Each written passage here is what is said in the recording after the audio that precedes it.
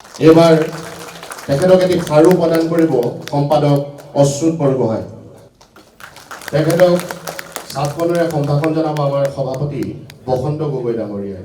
এটা জোৰকৈ হাত চাপৰি হ'ব লাগে। এইবাৰ তেখেতক ফুলাম চেলেং প্ৰদান কৰিব আমাৰ সম্পাদক ফুলাম চেলেঙেৰে তেখেতক সম্ভাষণ জনাইছে দুখীয়া সম্পাদক দিগন্ত চাংমাই। আমি তেখেতক এটি স্মাৰকে আমাৰ শ্ৰদ্ধা নিবেদিব বিচাৰিছোঁ। শ্ৰদ্ধা নিবেদিছে কাৰ্যকৰী সভাপতি কুমুদ গগৈ, তেখেতক সহযোগিতা কৰিছে আমাৰ আই মাতৃ আৰু প্ৰতিষ্ঠাপক সম্পাদক অৰুণ গগৈ ডাঙৰীয়া। তেখেতক আমাৰ যি প্ৰতীক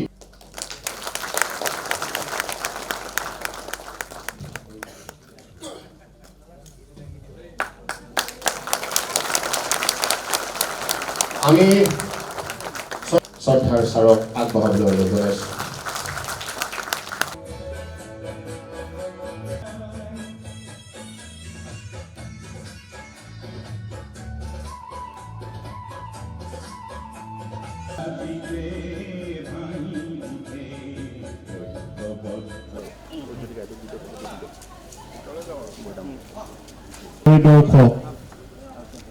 ডক্টৰ পাৰ্থ সাৰথী মহন্ত ডাঙৰীয়ালৈ আমি সদৌতি সংগ্ৰামী সতীৰ্থৰ মহিলাসকল আৰু আজি অনুষ্ঠানত উপস্থিত থকা শ্ৰদ্ধাৰ সংগ্ৰামী সতীৰ্থসকল, বৰ্ষখনে কৰিলে কি আমাৰ নাওবোৰ সৰুকে কৰে, নাওখিনি সৰুকে কৰিলে এই জাহাজখন ঘূৰাই মানে আমাৰ নাও গৈ সিহঁতক এটেক কৰি মাৰি থৈ গৈছে, সেইটো টেকনিকত কৰি। গতিকে লাচিত বৰফুকন আৰু সেই নাৱৰ পৰা আমাৰ হিলৈ মাৰিব পাৰে।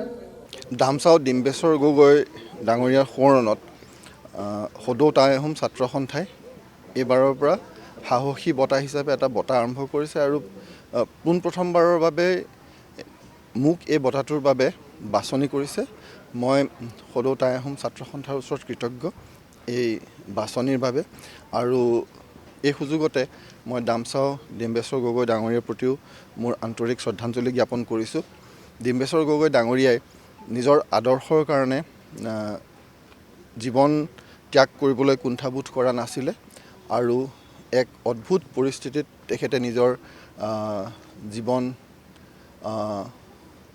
আগবঢ়াই দিছিলে জাতিৰ বাবে।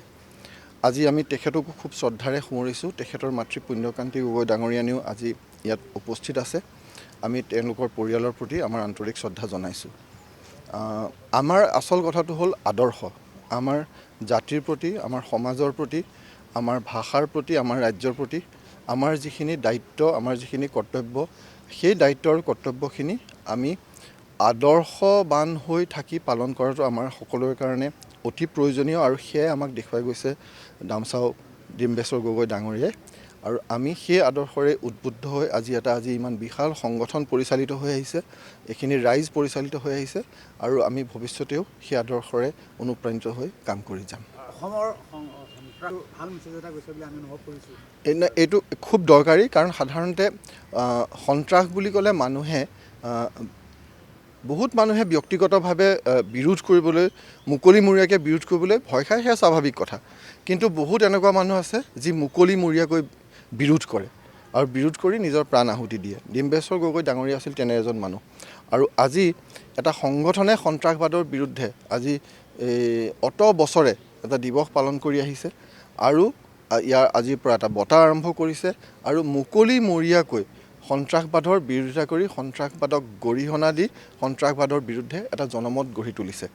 সেয়া আমাৰ জাতি, আমাৰ সমাজ, আমাৰ ৰাজ্যখনৰ কাৰণে এটা অতি সাংঘাতিকভাৱে দৰকাৰী কথা, যিটো আজি সদৌ অসম টাই আহোম ছাত্ৰ সন্থাই কৰি দেখুৱালে। ৰাজ্যত সন্ত্ৰাসৰ এটা আচলতে